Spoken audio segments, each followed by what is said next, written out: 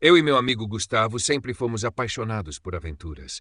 Crescemos juntos explorando matas próximas às nossas casas. E mesmo adultos, o desejo de desbravar lugares novos nunca diminuiu. Então, quando Gustavo sugeriu um acampamento em uma floresta remota, eu aceitei sem pensar duas vezes. A floresta ficava a horas de distância da cidade mais próxima. Um verdadeiro paraíso para quem buscava isolamento. Chegamos ao local no meio da tarde e encontramos uma clareira perfeita para montar nosso acampamento. As árvores ao nosso redor eram imensas, bloqueando grande parte do céu, mas a luz do sol ainda conseguia penetrar, criando um ambiente quase mágico. Passamos o primeiro dia explorando as redondezas, colhendo lenha e conversando sobre a vida. Gustavo tinha ouvido falar de um riacho próximo, então combinamos de procurá-lo na manhã seguinte. A noite chegou tranquila, e o céu estava tão cheio de estrelas que parecia impossível sentir medo naquele lugar. Mas tudo mudou no segundo dia. Depois de algumas horas de caminhada pela manhã, encontramos o riacho. Era cristalino e refrescante, e ficamos ali por um bom tempo, até que algo nos chamou a atenção. A cerca de 50 metros de onde estávamos havia uma formação de árvores que parecia muito diferente do restante da floresta. Eram mais retorcidas, como se tivessem sido queimadas ou atacadas por alguma praga. Gustavo, sempre curioso, quis investigar. Ao nos aproximarmos, percebemos que o solo ali era estranho. Em vez de terra, parecia composto por uma camada de cinzas misturadas com raízes negras e secas. No centro da área havia um buraco. Não era grande, talvez 2 metros de diâmetro, mas a escuridão que emanava dele era diferente. Era como se a luz do sol simplesmente não conseguisse alcançá-lo. Cara, olha isso! Gustavo sussurrou, ajoelhando-se perto da borda. Aproximei-me, relutante. O buraco parecia muito mais profundo do que deveria, considerando o tamanho. Joguei uma pedra, esperando ouvir o som dela batendo no fundo, mas o barulho nunca veio. Isso não parece certo. Vamos voltar para o acampamento. Só mais um segundo. Quero dar uma olhada melhor. Gustavo insistiu, pegando sua lanterna. Ele iluminou o interior, mas a luz parecia ser engolida pela escuridão. Gustavo então fez algo que eu nunca vou esquecer. Inclinou-se mais perto e colocou a cabeça dentro do buraco para tentar enxergar melhor. Gustavo, sai daí! Gritei, puxando pelo ombro. Ele se afastou, parecendo confuso. Eu ouvi algo. Alguém chamando meu nome. Fiquei gelado. Eu não tinha ouvido nada, apenas o som do vento e o farfalhar das folhas. Você tá brincando comigo? Não. Era uma voz. Parecia minha mãe. Aquilo foi o suficiente para mim. Peguei Gustavo pelo braço e insisti para voltarmos ao acampamento. Ele relutou, mas acabou cedendo. Durante o caminho de volta, notei que ele estava estranho.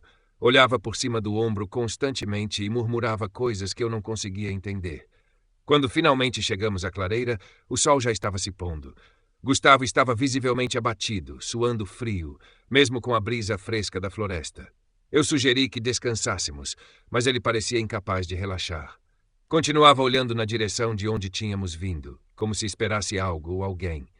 A gente devia ir embora amanhã cedo, sugeri, tentando aliviar a tensão. Ele apenas assentiu, mas a noite foi quando as coisas realmente pioraram. Acordei com um som baixo, como um sussurro vindo de fora da barraca. Era uma voz abafada, quase como se alguém estivesse tentando falar sem ser ouvido. Olhei para o lado e percebi que Gustavo não estava no saco de dormir. Gustavo? Sem resposta. Peguei a lanterna e saí da barraca. O ar estava gelado e a floresta parecia mais escura do que antes, como se a luz das estrelas tivesse desaparecido. Chamei pelo nome dele, mas o único som era da minha própria respiração acelerada. Foi então que vi suas pegadas. Elas seguiam em linha reta, de volta à direção do buraco. Corri, o medo crescendo a cada passo. Quando cheguei ao local, ele estava lá de pé, bem na borda. A lanterna iluminava seu rosto, mas algo estava errado. Seus olhos estavam arregalados e ele murmurava algo incompreensível, como se estivesse rezando ou falando com alguém. Gustavo, sai daí! Ele virou o rosto lentamente para mim e o que vi me fez congelar. Seus olhos estavam completamente negros, sem nenhum traço de branco. Um sorriso estranho se formou em seus lábios, algo que não era natural. Eles me chamaram, ele disse com uma voz que não era a dele. Antes que eu pudesse fazer qualquer coisa, ele deu um passo à frente e caiu no buraco. Corri até a borda, gritando por ele, mas o buraco estava tão silencioso quanto antes. Minha lanterna não conseguiu iluminar nada, apenas a escuridão que parecia consumir tudo. Eu fugi. Não sei como consegui achar o caminho de volta ao carro, mas corri até não sentir mais minhas pernas. Passei meses tentando entender o que aconteceu naquela floresta. Relatei o desaparecimento de Gustavo às autoridades, mas ninguém encontrou nada. Nem mesmo o buraco. Dizem que não existe, que a floresta foi vasculhada de ponta a ponta, mas eu sei o que vi. E às vezes, quando estou sozinho à noite, ainda ouço o som do vento carregando uma voz distante, chamando meu nome.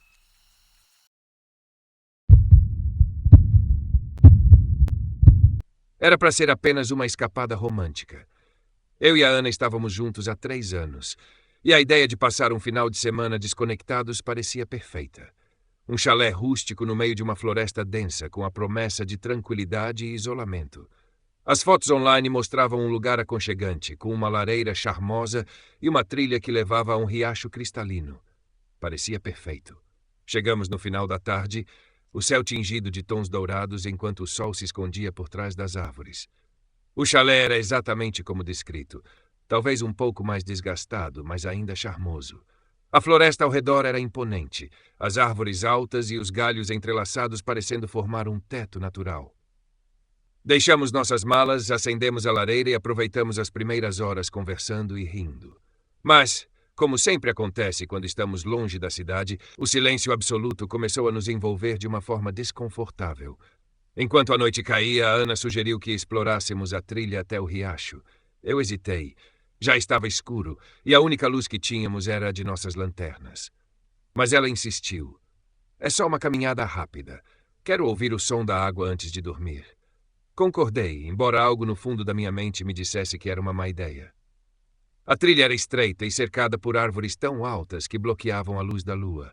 A lanterna iluminava o caminho à nossa frente, mas deixava o restante da floresta mergulhado em sombras. O único som era o farfalhar das folhas sob nossos pés e o canto distante de alguns grilos. Você acha que tem algum animal por aqui? Ana perguntou, tentando soar casual, mas eu percebi a tensão em sua voz. Talvez um veado ou algo assim. Nada perigoso, menti. Na verdade, eu não tinha ideia do que poderia estar por ali. Depois de alguns minutos, começamos a ouvir o som da água correndo. Era reconfortante, uma garantia de que estávamos indo na direção certa. Chegamos ao riacho e nos sentamos na margem, admirando a correnteza fraca que refletia a luz das estrelas. Por um momento, senti que toda a tensão tinha desaparecido. Foi quando ouvimos o primeiro som estranho. Parecia um estalo, como um galho quebrando sob um peso considerável. Vinha da direção oposta à qual tínhamos vindo. Ana apertou minha mão e eu sussurrei, deve ser um animal. Mas no fundo sabia que não era. Os estalos eram rítmicos, como passos. Não de 4 patas, mas de alguém andando. Vamos voltar, Ana disse, a voz tremendo. Concordei imediatamente. Pegamos as lanternas e começamos a voltar pela trilha. Mas conforme caminhávamos, os sons pareciam nos seguir. Primeiro eram apenas estalos ocasionais, mas logo se tornaram mais frequentes, como se algo estivesse nos acompanhando. Isso não está certo, Ana sussurrou, olhando por cima do ombro. Eu também sentia. O ar parecia mais pesado e a floresta mais escura. As sombras pareciam se mexer nos cantos da visão, mas quando eu olhava diretamente não havia nada. Depois de alguns minutos, percebemos que estávamos perdidos. A trilha que antes parecia tão clara agora se dividia em várias direções. Nenhuma delas parecia familiar. Você lembra desse lugar? Perguntei. Não, nada disso parece certo. A inquietação de Ana aumentava e eu tentava não demonstrar meu próprio pânico. Foi quando ouvimos outro som. Não eram estalos dessa vez, mas um sussurro. Baixo, indistinto, vindo das árvores ao nosso redor. Deve ser o vento, eu disse, tentando me convencer. Não tem vento. Ela estava certa. O ar estava parado. Os sussurros continuaram, agora parecendo formar palavras que eu não conseguia entender. Eram línguas estranhas, com tons guturais e sibilantes. Ana começou a chorar baixinho, e eu a segurei, tentando mantê-la calma. Vamos sair daqui. Só precisamos continuar andando. Escolhemos um caminho aleatório e começamos a andar rápido, quase correndo. As lanternas iluminavam pouco à frente, mas parecia que as sombras ao nosso redor estavam ficando mais densas, mais próximas. De repente, Ana parou. O que foi? Perguntei. Ela apontou para o chão. Havia pegadas na terra. Eram grandes, humanas, mas os dedos terminavam em algo que parecia garras. Isso não pode ser real, sussurrei, meu coração martelando no peito. Antes que pudéssemos reagir, ouvimos passos atrás de nós. Viramos juntos e a luz das lanternas revelou algo. Era alto, mais alto que qualquer homem que eu já tinha visto, e seu corpo era retorcido, como se os ossos estivessem no lugar errado. Sua pele era pálida e parecia brilhar sob a luz fraca. Mas o pior eram os olhos, negros, profundos e cheios de algo que parecia puro ódio. Ele nos encarou por um segundo antes de dar um passo à frente. "Corre!" gritei, puxando Ana pela mão. Corremos como nunca havíamos corrido antes, os passos da criatura ecoando logo atrás de nós. O som dos sussurros agora era ensurdecedor, misturado com algo que soava como risadas distorcidas. Quando finalmente vimos a luz fraca do chalé à distância, a criatura parou. Não se aproximou mais, apenas ficou lá na borda da floresta, nos observando desaparecer pela porta. Trancamos todas as portas e janelas, mas passamos a noite inteira ouvindo sussurros do lado de fora. Na manhã seguinte, quando o sol nasceu, saímos correndo dali sem olhar para trás. Nunca mais voltamos àquela floresta. E até hoje me pergunto o que teria acontecido se aquela coisa tivesse nos alcançado. Ou pior, o que ela realmente queria.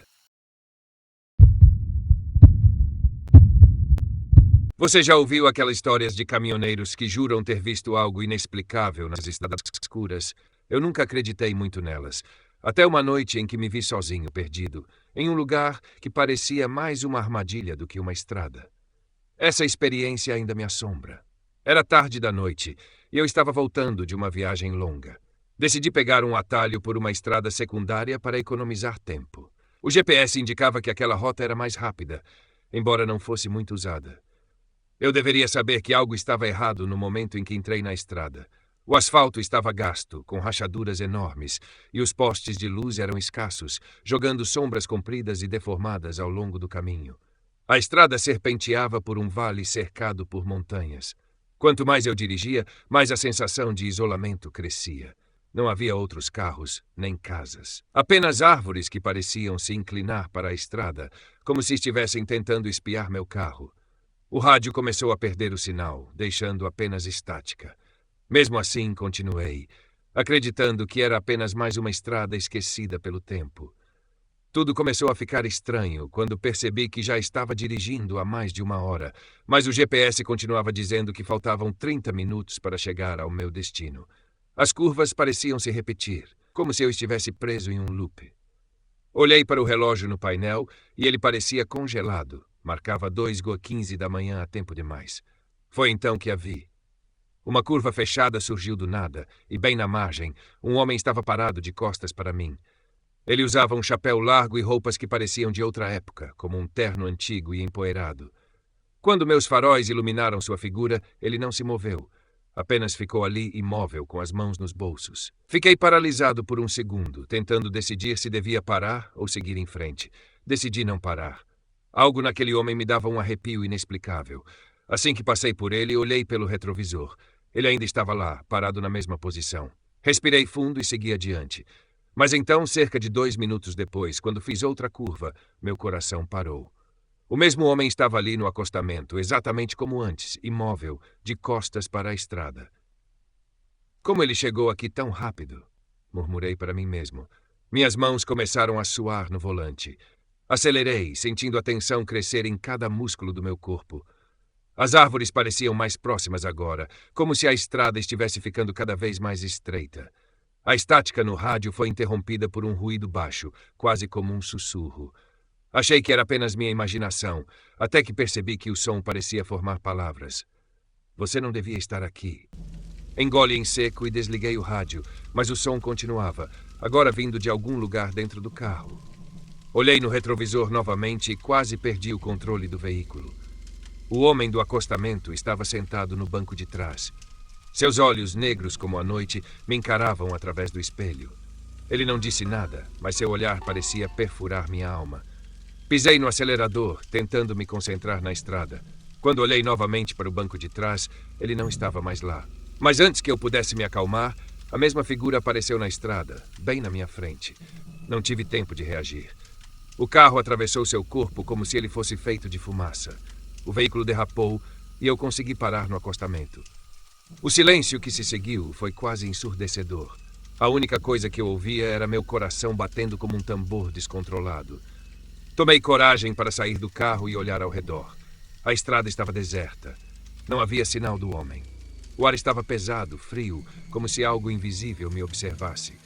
Foi então que vi, na beira da estrada, uma placa velha e enferrujada que mal se mantinha de pé. Caminhei até ela com a lanterna do celular e limpei a sujeira acumulada. As palavras quase ilegíveis me fizeram gelar. Curva do morto. Reduz a velocidade. Lembrei vagamente de histórias que meu pai contava sobre essa estrada, de como há décadas um homem morreu atropelado naquela mesma curva. Diziam que seu espírito ainda vagava por ali, assombrando aqueles que ousavam passar a noite. Sem pensar duas vezes, corri de volta para o carro e liguei o motor. Dirigi o mais rápido que pude, até finalmente ver as luzes de uma cidade no horizonte. Quando cheguei ao hotel onde ia passar a noite, percebi algo estranho. No para-brisa do carro havia marcas de mãos, mas não eram normais. Os dedos eram longos demais, como garras. Desde aquela noite, nunca mais confiei em atalhos. E toda vez que vejo um homem parado na estrada, fico me perguntando: ele é real ou está esperando pela próxima vítima?